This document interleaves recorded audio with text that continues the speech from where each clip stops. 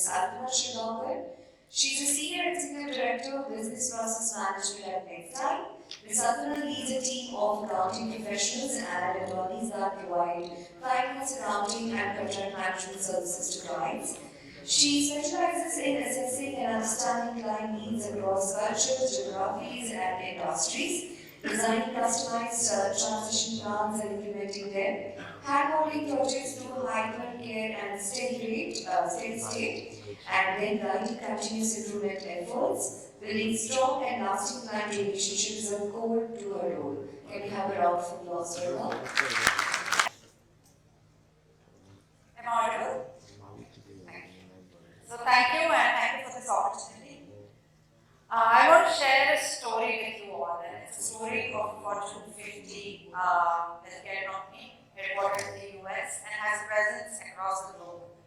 It's a story of their transformation journey within their procurement contracting, where from a completely decentralized function, they centralized their operation, and what they achieved out of that.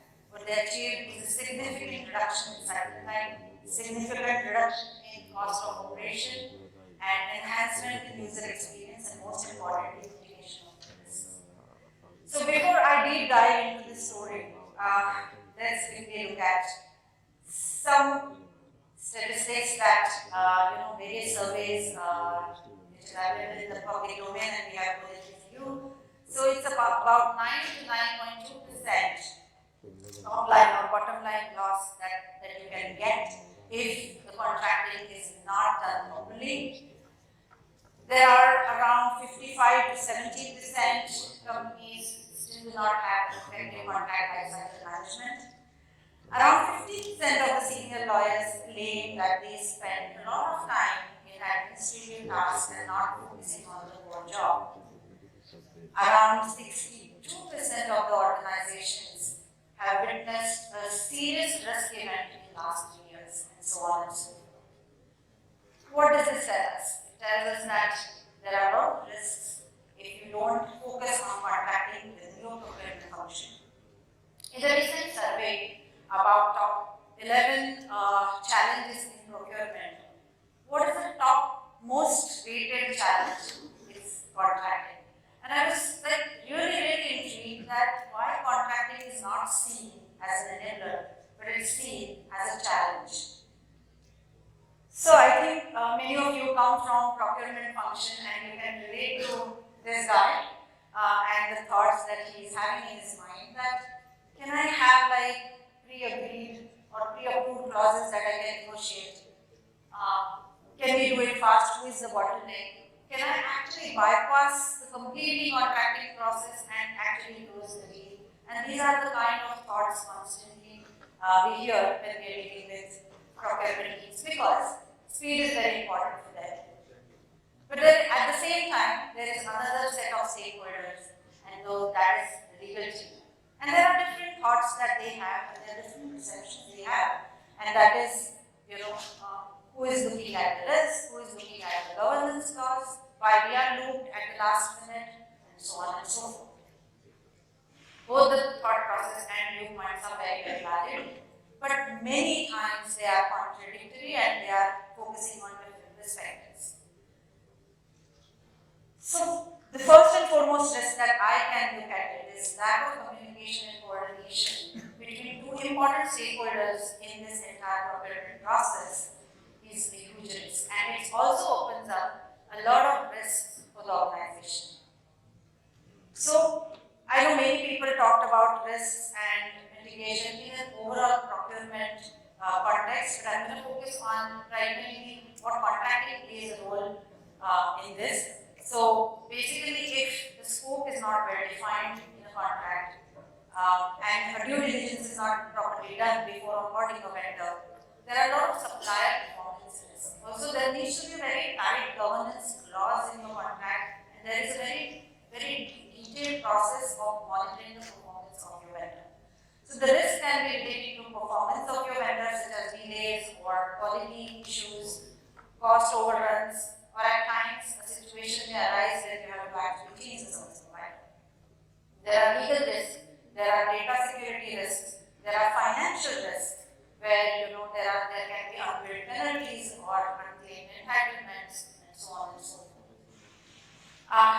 intention is not to scare anyone, but these risks are real, and as you saw in the earlier slide, around 62% of the companies actually witnessed a serious risk event in last 3 years. So what we can do about it? Because such risk can actually expose you to loss of perception, loss of reputation, and in a very extreme scenario, it can result in shutdown of operations.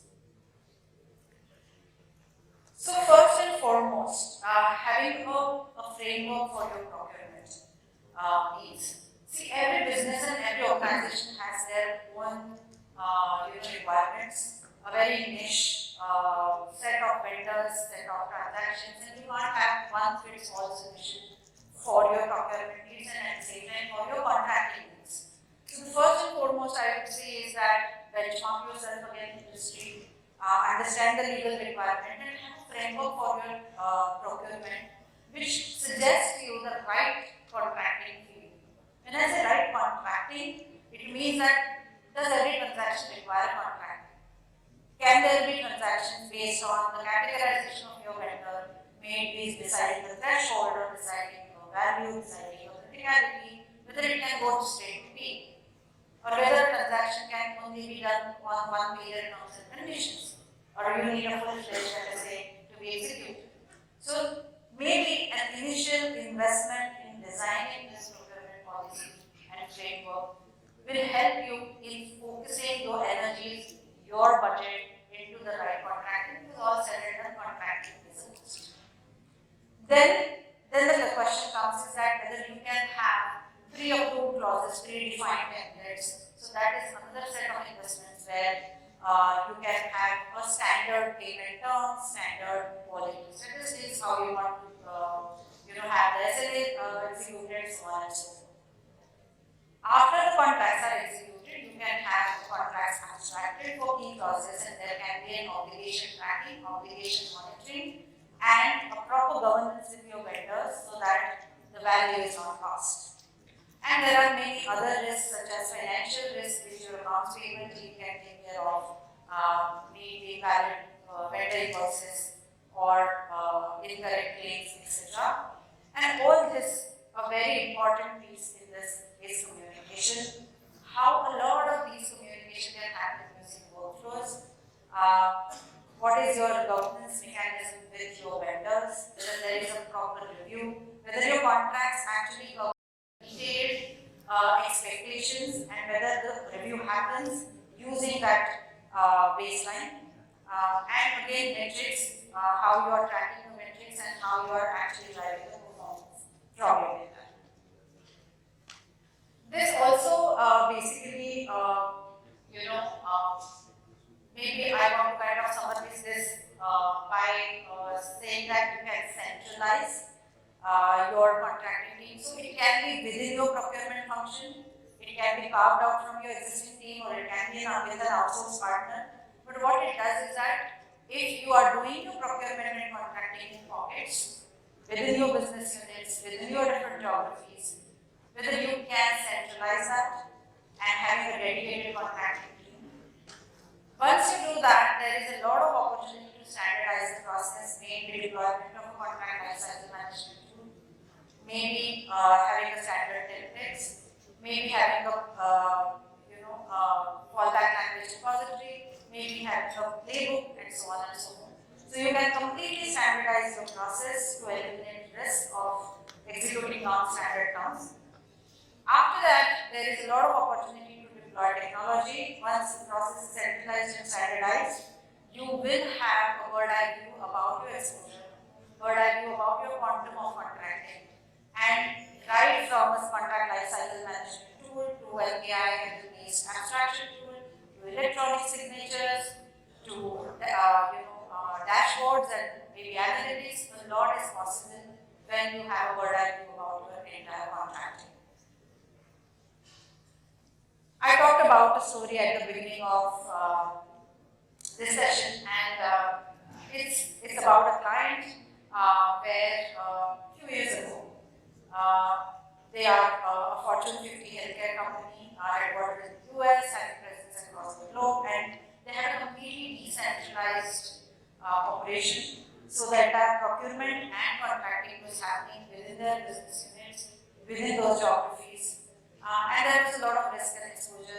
GMP compliance, as many of you would understand, there are a lot of compliance requirements with healthcare.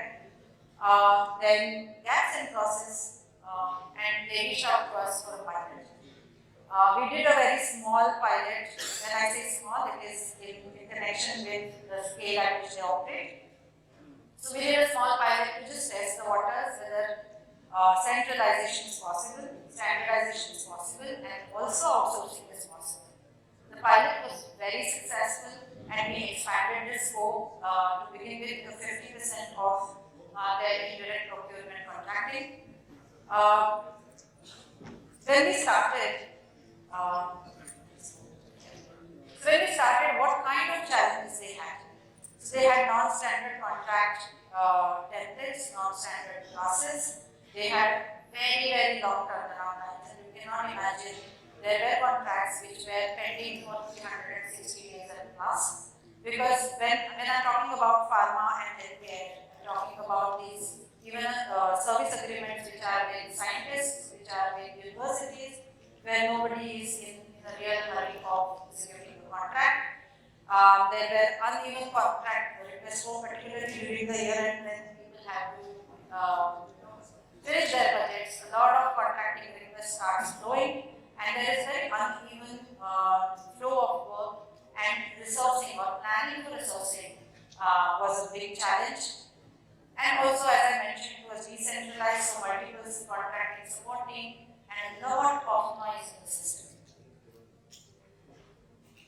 So what we did, we first partnered with them in this entire initiative, understood the objectives and goals from them. Centralization through a CRM platform implementation. You can imagine the complexity of their business. There are 128 customizations done to an enterprise leading contract management by Silver. So that is the kind of complexity that the business has. So we have been part of that implementation of all these customizations, including user acceptance testing. Obviously, we had to move it from person to process-dependent process purely because it's a team of 200 attorneys working at the corner of a world, and it cannot be dependent on one person's knowledge of the business. Then obviously reporting and follow-ups and obviously training. When I'm saying training, it's not just the domain training because all of them are lawyers. But what is important for a client is how well they are supporting the business. And hence their communication, their agility, their understanding of the business all becomes extremely important. So training of the team. And obviously today, after a few years, we won the entire scope. Today it's a 200 plus team. 80% of it is working out of India, 20% is working out of Chicago and Poland, because we are also supporting 5 different languages in Europe. And there are some very, very high complex contracts that we execute where FaceTime and a real-time presence is required, and at times there is a preference to talk with US. So just to give you an impact, so we execute 20,000 contracts a year. We reduced 50% of the cycle time from where we started.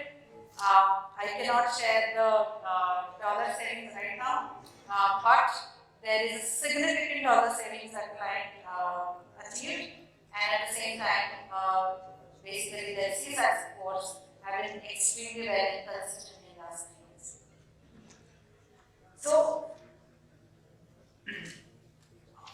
So just for your understanding how any contracting team, if it is centralized and carved out for procurement, it sits within the procurement, whether it is your own team or whether it's an outsourcing team, but it sits within the procurement, and it interacts with all these different stakeholders, maybe operations for tracking obligations, maybe subject matter experts where you need to connect with an IT attorney, with finance for approvals, it is business partners for signatures, it is vendors for negotiations, it is sourcing team for clarification of scope, so on and so forth. So by having this team, the life becomes very easy because the procurement team doesn't have to run around behind all of these people, and they can focus on their core job. into my session, I wanted to create this visual for all of you that what an efficient and robust contracting process looks like. So, this can be your contracting process. So, imagine you have a deal, you have done your due diligence, you have finalized a vendor, and you have put a request into your contract lifecycle tool. Using a workflow, it has gone to the contracting team. Using a bot or a template or a dynamic contracting, a draft is getting created. It's a very minimal manual intervention. Through a workflow, it goes for a negotiation. Again, using AI/ML, again using your playbook, the contract is getting negotiated. If it requires a specialized or subject matter expert opinion, through a workflow, it goes to the subject matter expert. Again, an approval process happens through workflow.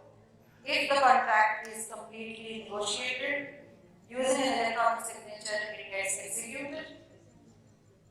Then once the contract is executed and archived, it goes into your database. From there, using an AI/ML, all the metadata or key obligations are abstracted into a database. That database starts giving you alerts when any obligation is due. You can also do your governance. You can also have maybe bird's-eye view on the exposure. You can put a visualization tool on that. You can have your analytics on that. You can have a real-time information of what your contracting looks like. And when the contract is due for renewal, again you get an alert and a reminder that your contract is due for renewal and you can take the decision. This is not a dream. It is a reality. It happens day in and day out that we have seen. Many of you would be at different stages of this journey, but I just want to share with you that it doesn't happen overnight. It's a transformation initiative that takes time, that requires expert, that requires bandwidth, but it is possible. And I just want to end this session by saying that I wish you all the best in your own transformation journey. And if you have any questions or want to understand it a bit more, we have to go downstairs. Thank you. Thank you, ma'am. Any questions?